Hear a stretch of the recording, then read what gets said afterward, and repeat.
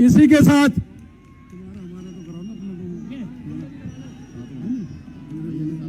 इन्हीं के साथ हमारे प्रत्याशी हाजी इसाक खान साहब भी स्वागत करेंगे और सभी पीछे चले जाएं स्वागत की कड़ी में। इसके बाद अब मैं निवेदन करूंगा हाजी इसाक खान साहब आए, हमारे प्रत्याशी बारूपुर से कांग्रेस के प्रत्याशी हाजी इसाक खान से निवेदन है वो आए, अपनी बात रखें।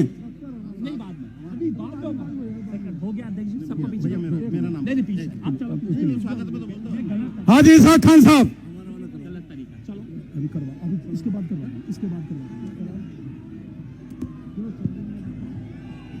अस्सलाम वालेकुम, जय हिंद।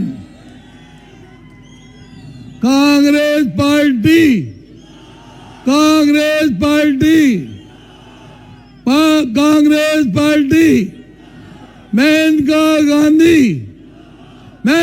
गांधी भाई, बड़े बड़े नेता आए हैं। फिर अस्सलाम वालेकुम।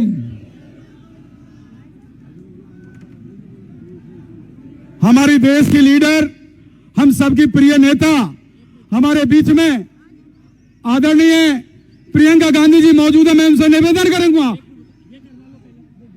उससे पहले हमारी जो दिल्ली सरकार की योजना है, दीदी योजना, और मैं ब्लॉक अध्यक्षों से निवेदन करूंगा वो आदरणीय प्रियंका गांधी जी को सभी मिलकर चारों ब्लॉक अध्यक्षों से निवेदन करूंगा, सभी चारों आ जाएं। ब्लॉक प्रेसिडेंट देवानंद जी, संजय गौड़ जी, एक एक करके संजय गौड़ जी भी आ जाएं।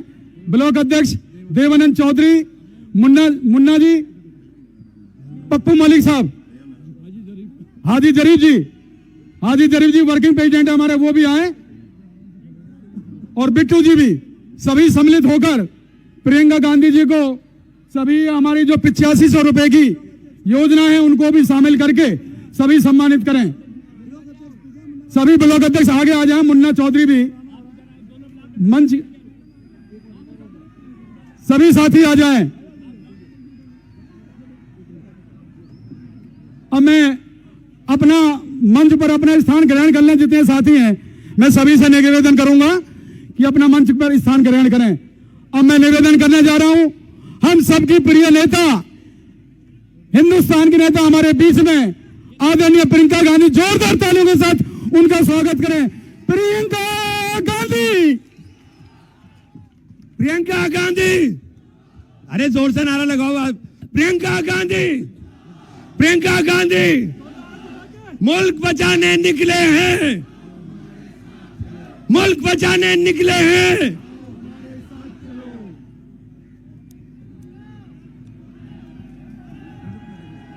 नमस्कार, सलाम अलैकुम।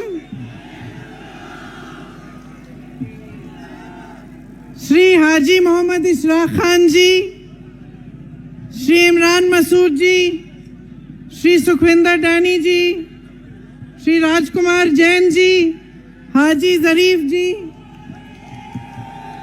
मंच पर उपस्थित सभी नेतागण, कार्यकर्तागण, यहाँ पे आए हुए मेरे भाई, मेरी बहनें, आप सबका इस मीटिंग में बहुत बहुत स्वागत। देखिए, चुनाव का समय है, आपके सामने सारे नेता आते हैं, अपनी अपनी बातें बताते हैं कि नहीं? आपकी बात भी कोई करता है? कोई नहीं करता। आम आदमी पार्टी के नेता करते हैं। मोदी जी आए थे, आए ही नहीं। जहां जहां जा रहे हैं उनके भाषण देख रहे हैं आप, आपकी बातें करते हैं? नहीं करते। क्या बातें करते हैं मैं बताऊं? मोदी जी कहते हैं कि केजरीवाल जी चोर हैं, कहते हैं। केजरीवाल जी कहते हैं कि मोदी जी चोर हैं। मोदी जी खुद को ईमानदार बताते हैं, केजरीवाल जी खुद को ईमानदार बताते हैं। और ये खेल है इनका, मैं ईमानदार हूं वो चोर है, मैं अच्छा हूं वो बुरा है। और इसी खेल में ये सारा चुनाव प्रचार वो खत्म करते हैं कि नहीं? लेकिन असली बात क्या है? क्या ये आपके इश्यूज हैं आज? ये हैं आपकी समस्याएं? अरे आप तो अच्छी तरह से जानते हैं कि दोनों के दोनों ईमानदार नहीं है। आप तो अच्छी तरह से जानते हैं कि दोनों एक जैसे हैं। आप तो अच्छी तरह से जानते हैं कि दोनों का काम यही है कि देश का ध्यान ये इधर उधर भटकाएं ताकि असली समस्याओं की बात नहीं हो। आप अच्छी तरह से पहचानते हैं, क्योंकि आप जानते हैं कि आपकी समस्याएं क्या हैं। आप जानते हैं कि किन परिस्थितियों में आज आप जी रहे हैं। इस देश की राजधानी में, ये दुनिया से सबसे बड़ी शहरों में गिना जाता है ये शहर। इस देश की राजधानी में कैसी कैसी परेशानियों से जूझ रही है जनता, ये जनता अच्छी तरह से समझ रही है, जान रही है।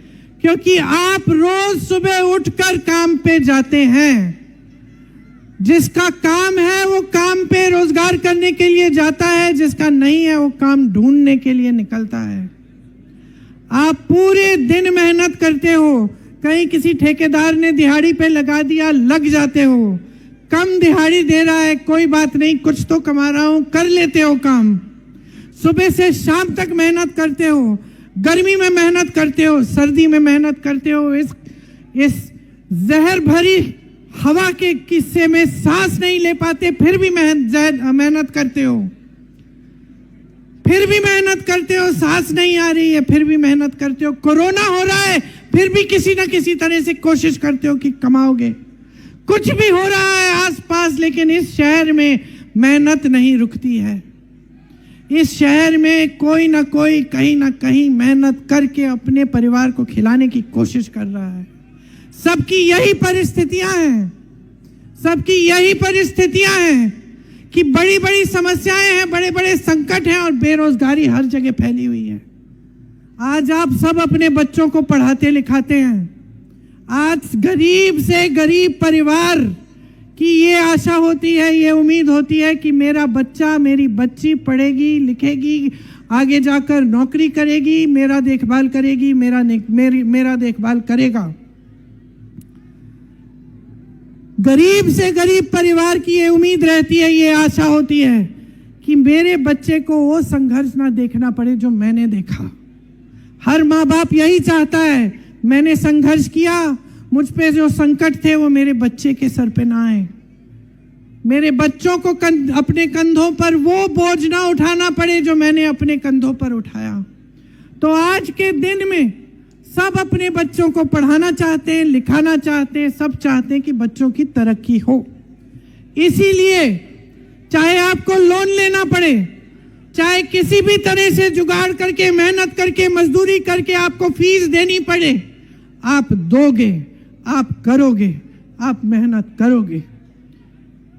आपकी कोई मदद नहीं हो रही है आज के दिन। सच्चाई ये है, सच्चाई ये है कि आप अपने बच्चों को पढ़ाने लिखाने के लिए सब कुछ कर रहे हो, फिर भी ये उम्मीद नहीं रख सकते कि उनको रोजगार मिलेगा। सच्चाई ये है कि मैं कल परसों कहीं पार्क में घूम रही थी और मैंने देखा कि एक महिला अच्छा सा सुंदर सा कोट पहने हुए, अच्छे से जूते पहने हुए माली का काम कर रही है। तो मैंने कहा, तुम यहाँ क्या कर रही हो? कहा, मैं माली का काम कर रही हूँ। मैंने कहा, कैसे? बोला, ठेके पे है। कितनी दिहाड़ी मिलती है? वही जो मिलती है। तो मैंने कहा, पढ़ाई कितनी की है तुमने? दीदी मैंने MSc की है। MSc की है, माली का काम कर रही है पार्क में, वो भी दिहाड़ी पे, वो भी ठेकेदार के लिए। ये परिस्थितियां हैं आज ये परिस्थितियां हैं कि आपके बच्चे की जो फीस है वो आप भर नहीं पा रहे हो। आप सुबह उठती हो, अपने बच्चों को वर्दी पहनाती हो स्कूल के लिए, वर्दी पे GST है, महंगी है। मोजों पे GST है, जूतों पे GST है।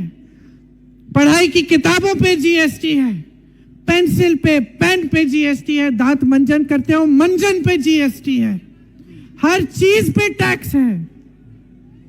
पेट्रोल डीजल महंगा है, आप सुबह उठते हो ब्रेड मक्खन खिलाते हो बच्चे को, मक्खन पे जीएसटी है, ब्रेड पे जीएसटी है, चाय पे जीएसटी है, दूध पे जीएसटी है, हर चीज पे जीएसटी है, हर चीज पे टैक्स भर रहे हो, हर चीज महंगी हो रही है, गुजारा नहीं हो रहा है।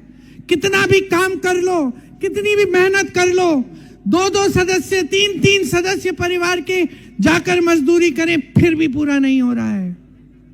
और ये इस शहर में हो रहा है जहां देश भर से पलायन करके लोग आते हैं, किस लिए? रोजगार ढूंढने के लिए। एक जमाने में किस लिए आते थे?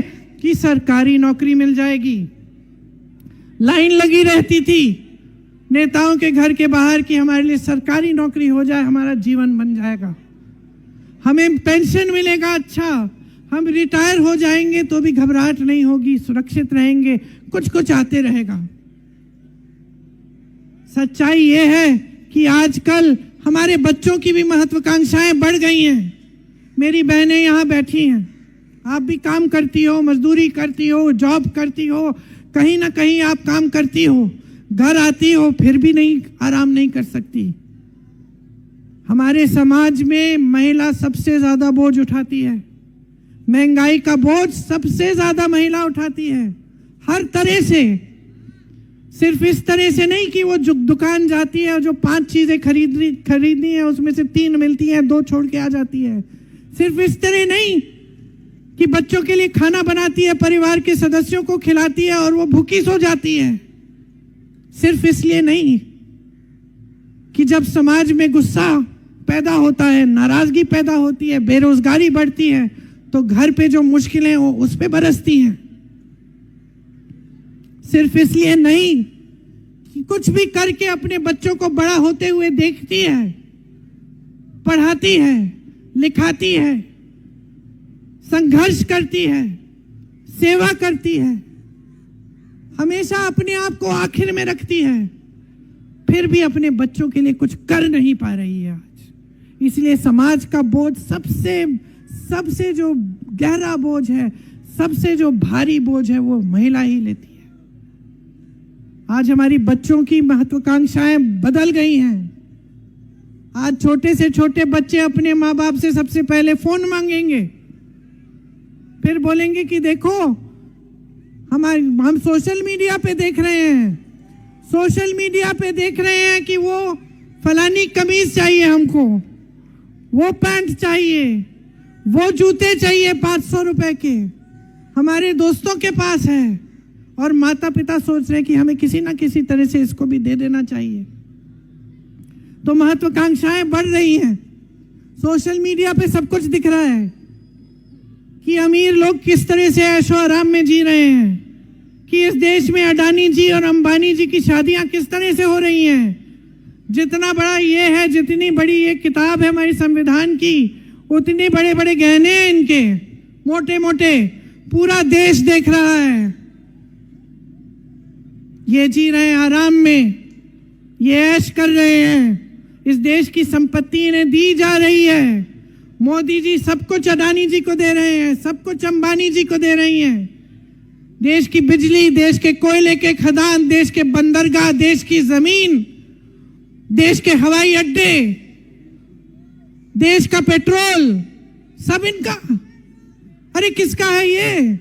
किसका है ये? आपके बच्चों का है, ये आपका है।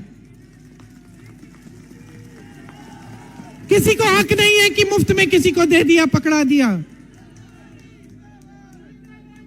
किसी का हक नहीं है कि इस देश की जनता को इस तरह से अपमानित किया जाए, चाहे प्रधानमंत्री हो, मुख्यमंत्री हो, कोई भी हो। अपना कर्तव्य भूल गए हैं, ये गुलाम बन गए हैं बड़े उद्योगपतियों के। ये देश गुलामी से निकला है। इस देश के नेताओं को खड़ा होना चाहिए। इस देश के नेताओं का कर्तव्य है कि इस देश को बेचे नहीं, लेकिन इन दोनों ने इस देश को बेचा है। ईमानदारी का मुखौटा है इनका। इनके 10 सालों का राज देखो, क्या मिला है जनता को। मैं अभी जहां से आ रही हूं मुझे बताया गया, देखो ये जो मकान है ये इंदिरा जी ने दिलवाए थे।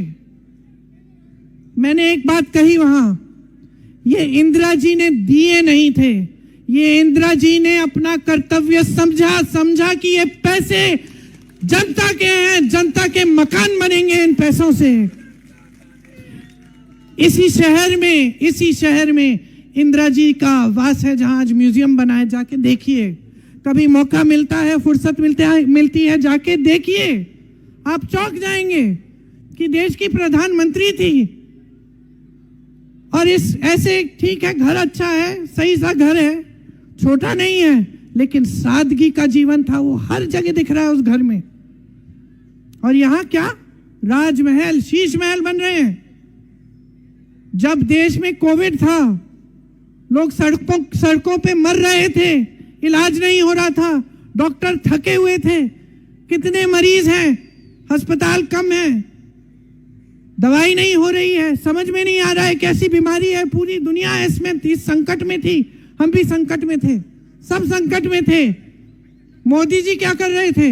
20,000 करोड़ रुपए के खर्चे का प्लान बना रहे थे कि पार्लियामेंट और इंडिया गेट का सुंदरीकरण होगा। 20,000 करोड़ रुपए का, किसके पैसे थे वो? मोदी जी के जेब से निकल रहे थे। मोदी जी के अपने पैसे थे क्या? आपके पैसे थे। समझ लो इस बात को, स्पष्ट होना चाहिए आपके दिमाग में। इस देश में एक परंपरा रही है कि नेता सादगी से जीते हैं। आज मोदी जी केजरीवाल जी की आलोचना कर रहे हैं कि केजरीवाल जी ने शीश महल बनाया। वाह, कैसा महल बनाया अपने लिए, लाखों के दरवाजे, संगमरमर, सब कुछ अपने लिए बनाया। किसके पैसे से? वो करोड़ों का शीश महल किसके पैसों से बना है? जोर से बोलो, हमारे पैसों से बना है, केजरीवाल के जेब से नहीं गए। आप जो मीडिया में इश्तिहार देखते हैं, देखे आपने, बड़े बड़े देखे हैं अखबारों में, जो एक पन्ने का बड़ा इश्तिहार आता है ना, आप देखना 5 तारीख को जब अखबार खोलोगे ना, तो एक तरफ केजरीवाल जी दिखेंगे इतने बड़े बड़े, दूसरी तरफ मोदी जी दिखेंगे कि नहीं? आपको क्या लगता है कितने का होगा वो इश्तिहार? कितने का होगा? कुछ 1000 रुपए का? कितने का है? इमरान बताओ कितने का है? 50 की 15? अच्छा, कह रहे हैं कि बड़े बड़े अखबारों में 50 लाख, छोटे अखबारों में 5 लाख, मध्य वालों में 15 लाख। एक पन्ना। मोदी जी के इश्तिहार कहां कहां जाते हैं? हर अखबार में, पूरे देश भर में, जहां चुनाव है भी नहीं वहां पे भी लगते हैं।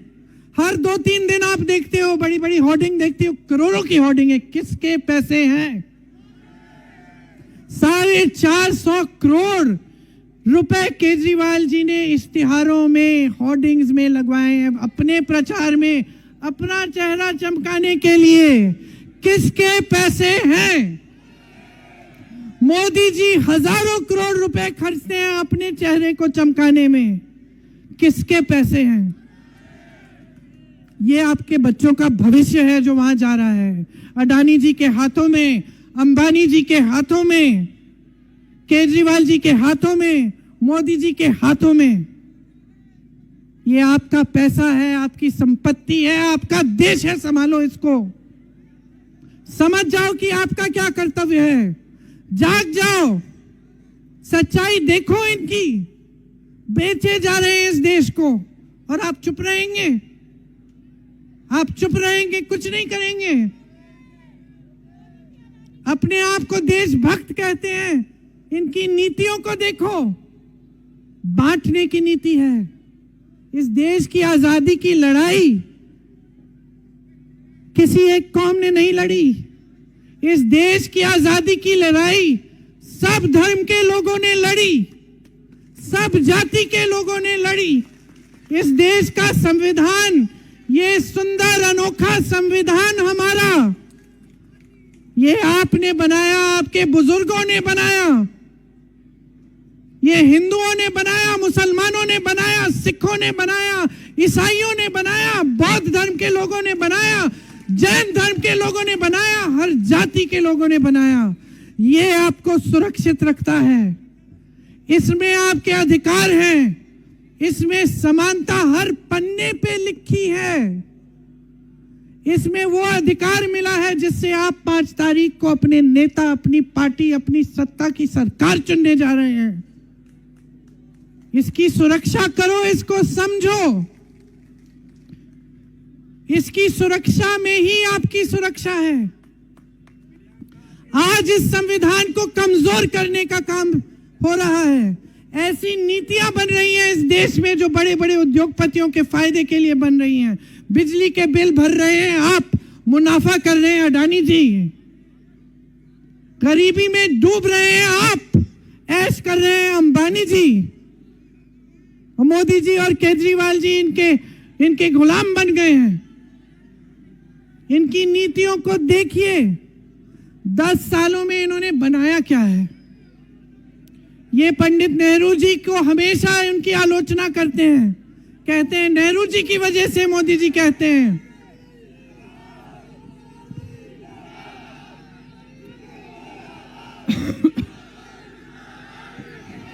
मोदी जी कहते हैं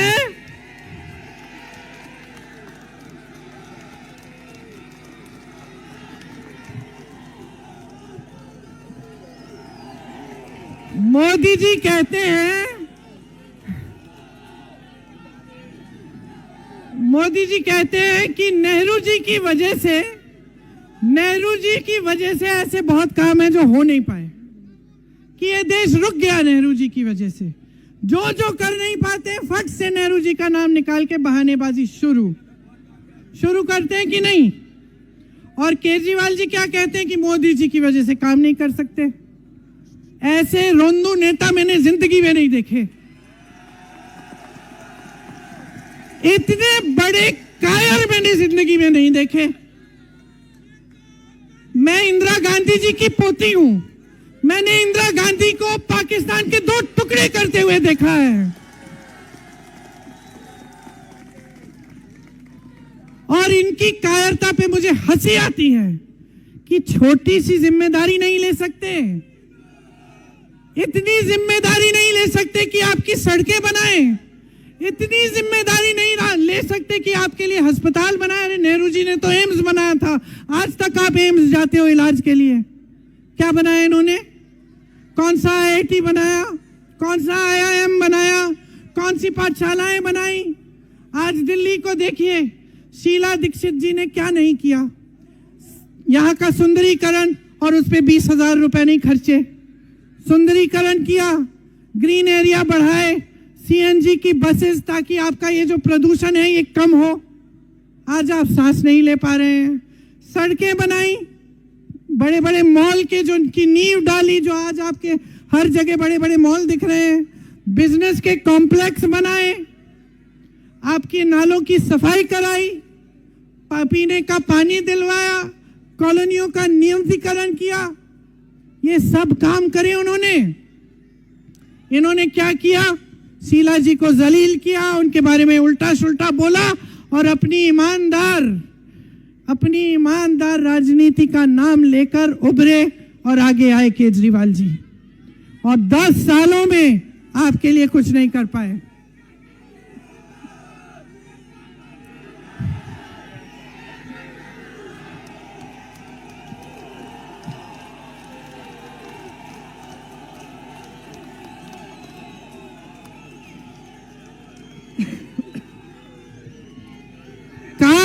काम करने वाला इंसान, याद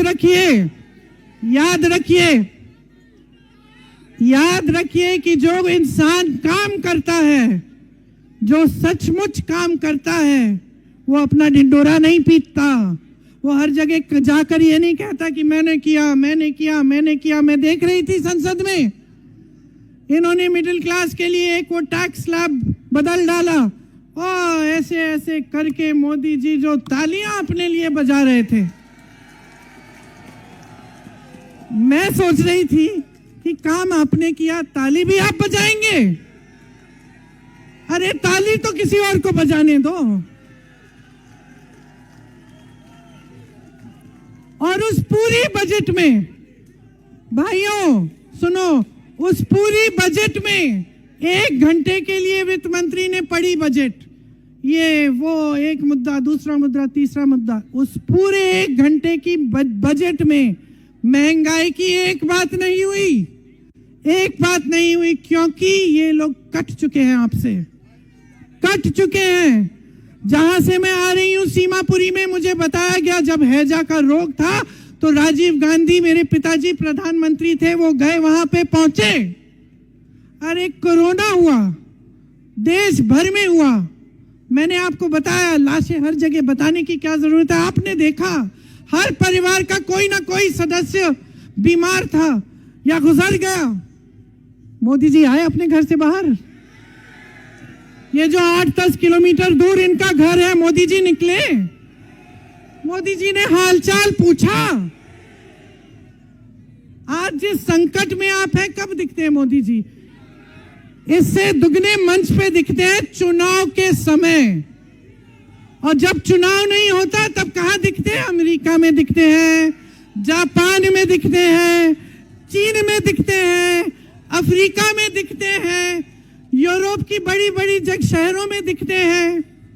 कभी किसी से हाथ मिला रहे हैं, कभी किसी प्रधानमंत्री से गले मिला रहे हैं, कभी किसी राष्ट्रपति से गले मिला रहे हैं, लेकिन न सीमापुरी आएंगे, न यहाँ आएंगे, न ओखला जाएंगे, न जंगपुरा जाएंगे, अपनी दिल्ली में नहीं दिखेंगे। कोई मतलब ही नहीं है, कोई मतलब ही नहीं है। आदत जो बिगाड़ दी है आपने, आदत बिगाड़ दी है भाई और बहनों। एक समय में प्रधानमंत्री किसी के घर में जाता था, डांट खा लेता था, मैंने आंखों से देखा है, मैंने आंखों से देखा है। मेरे पिताजी एक गांव में मुझको लेकर गए, अमेठी में, वहां एक महिला ने खूब कस के डांटा कि राजीव भैया आए तो हो, प्यार तो करते हैं तुमसे, लेकिन यहाँ की सड़क बनाई नहीं, और जब तक यहाँ की सड़क बनाओगे तब तक प्यार मिलेगा, वोट नहीं मिलेगा। और मेरे पिताजी ने उसी समय, मैं 10 साल की थी, मेरे पिताजी ने मुझे समझाया, मेरे पिताजी ने मुझे समझाया कि इसको कहते हैं जागरूक जनता, कि बेटी ये देश मजबूत तब तक रहेगा जब तक इसकी जनता अपना हक समझेगी कि किसी भी नेता को डांट सकती है, सवाल उठा सकती है। आज पूछिए ना सवाल मोदी जी से, पूछिए, जेल में डाल देंगे।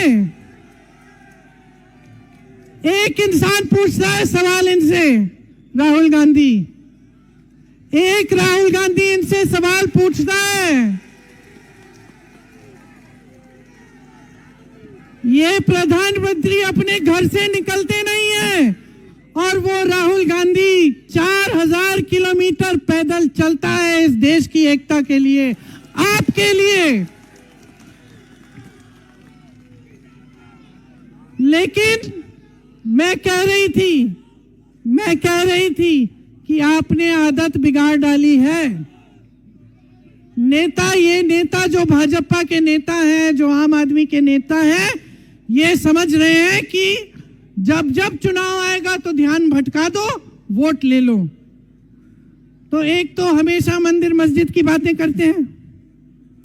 अब मैं पूछना चाहती हूं, कितने चुनाव ऐसे निकालोगे, कितने चुनाव ऐसे निकालोगे कि लोगों को बांटकर मंदिर मस्जिद की बात करके आपको वोट मिल जाएंगे?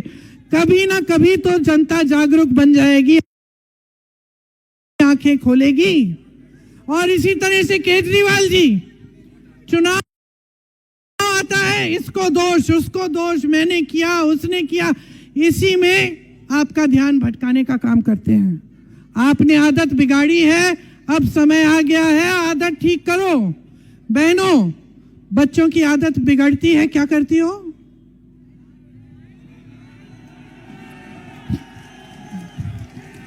एक बार मारा मैंने थप्पड़,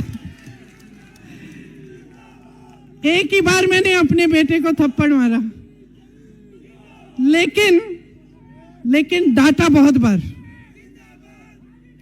डांटा हर बार जब उसकी आदत बिगड़ने की देखी मैंने, या अपनी बेटी की, तब डांटा, समझाया तो अब नेताओं को भी समझाओ। बच्चे को टोक सकते हो, नेता को टोको, नेता को सिखाओ कि हमारी बात करो।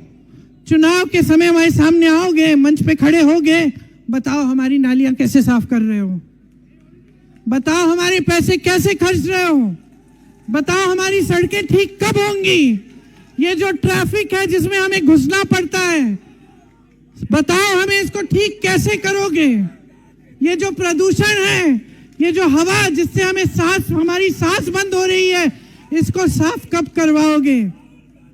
समझाओ इन नेताओं को, हम सबको सबक सिखाओ। इस मंच पे बैठे जितने भी नेता हैं, मैं भी, मुझे समझना चाहिए कि मेरा कर्तव्य क्या है आपके प्रति। मुझे अपनी जिम्मेदारी का एहसास होना चाहिए, जैसे एक मुखिया का एहसास होता है अपने परिवार की जिम्मेदारी लेने का। गैर जिम्मेदार मत बनने दो और जानकारी लो।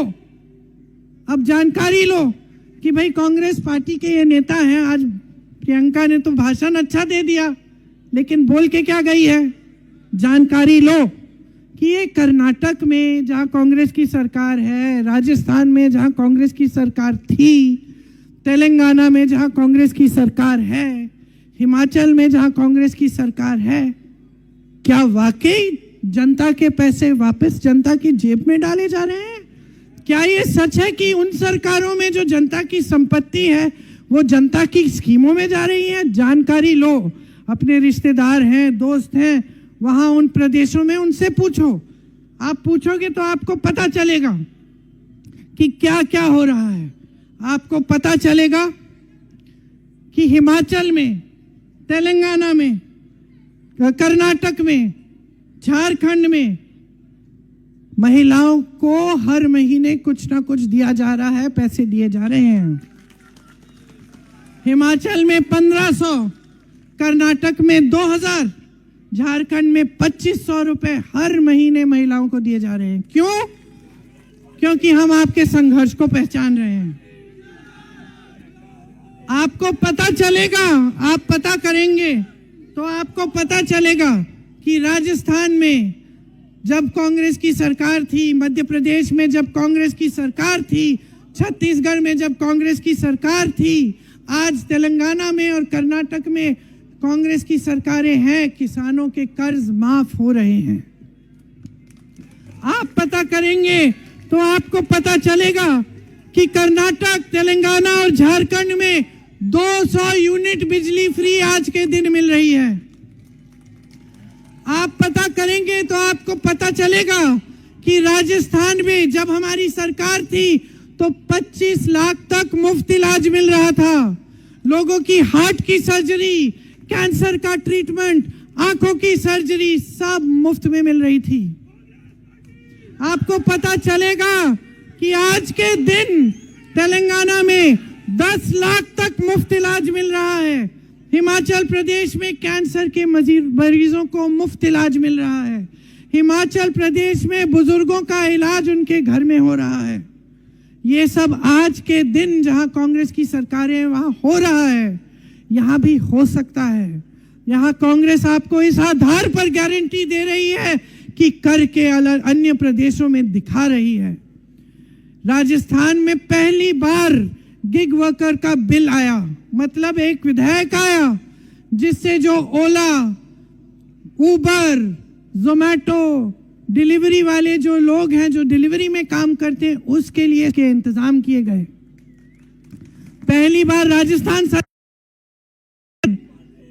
जो लोग इस तरह का काम करते हैं उनके लिए 10 लाख का बीमा है। कर्नाटक में 4 लाख का बीमा है। गैस सिलेंडर तेलंगाना में 500 का मिल रहा है। हिमाचल, राजस्थान और छत्तीसगढ़ में जब हमारी सरकार थी तब पुराना पेंशन लागू हुआ। गरीबों को घर बनाने के लिए कर्नाटक में 3.5 लाख की मदद मिल रही है। हिमाचल में 7 लाख की मदद, तेलंगाना में 5 लाख की मदद। ये सब आपका पैसा है, कोई एहसान नहीं कर रहा है आप पे। गलत फहमी में मत रहिए, गलत फहमी में मत रहिए, ये कोई आसान नहीं कर रहा है। कांग्रेस की सरकारें सिर्फ एक काम कर रही हैं, अपने कर्तव्य को समझ रही हैं, पहचान रही है कि जनता की संपत्ति जनता के हाथों में रहनी चाहिए। ये बात आप हमेशा याद रखिए, हमेशा के लिए याद रखिए। एहसान आप कर रहे हैं। ये देश एक लोकतंत्र है, जो नेता मंच पे खड़ा है, जिसका पद है, जिसके हाथों में सत्ता है, उस पर जनता ने एहसान किया है। जनता ने अपनी शक्ति दी है उसको, जनता ने सत्ता दी है उसको। वो जनता के प्रति जवाबदेह है, उसे जवाबदेह बनाओ। आप समझो कि अगर आज यमुना नदी साफ नहीं है, अगर यहां दिल्ली प्रदेश में कूड़े के 50 तल्ले ऊंचे पहाड़ हैं, अगर यहाँ की गलियां गंदगी से भरी हैं, यहाँ की सड़कों में गड्ढे हैं, यहाँ की नालियां बंद हैं, यहाँ की हवा में जहर है, तो ये इसलिए है क्योंकि जो सरकार यहाँ चल रही है प्रदेश में और केंद्र में, वो अपनी जिम्मेदारी नहीं समझ रही है। वो आपके प्रति अपनी जिम्मेदारी नहीं निभा रही है, वो आपके साथ विश्वासघात कर रही है। आप समझिए कि जो चुनाव है, जो 5 तारीख को आप वोट डालने जा रहे हैं, इसकी क्या अहमियत है आपके जीवन में। इसकी बहुत ही गहरी अहमियत है। किसी के झांसे में मत पड़ो। कांग्रेस पार्टी यहां के लिए ऐसी योजनाएं ला रही है जो हर प्रदेश में उन्होंने करके दिखाई हैं।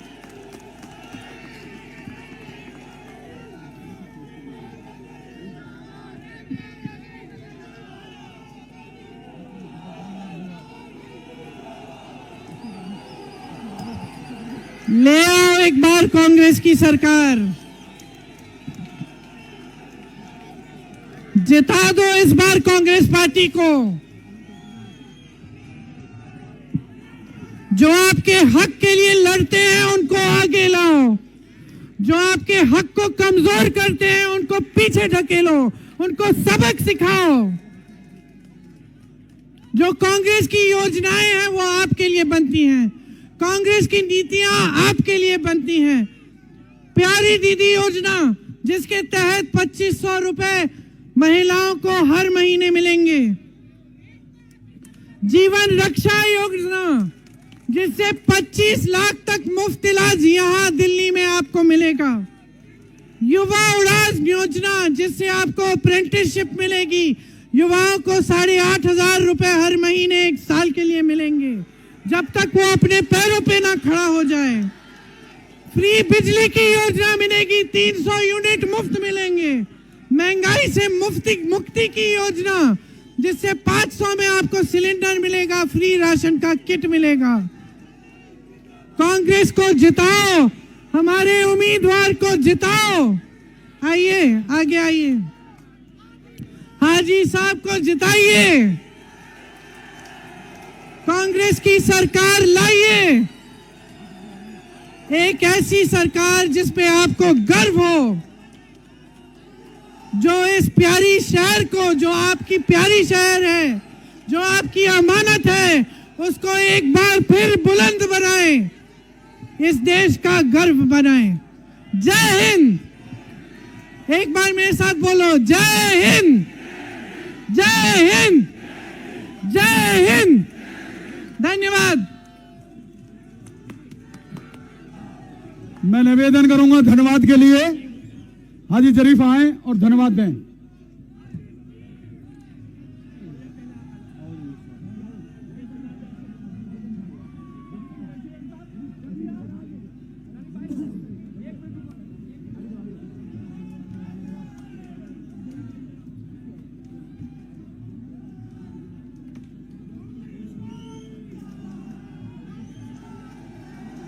सबसे अच्छा आएगा।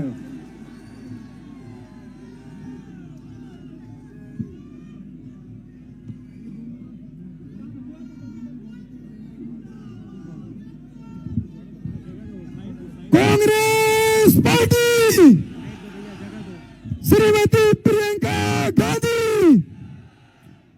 हमारे बीच में आदरणीय हमारी लोकसभा सांसद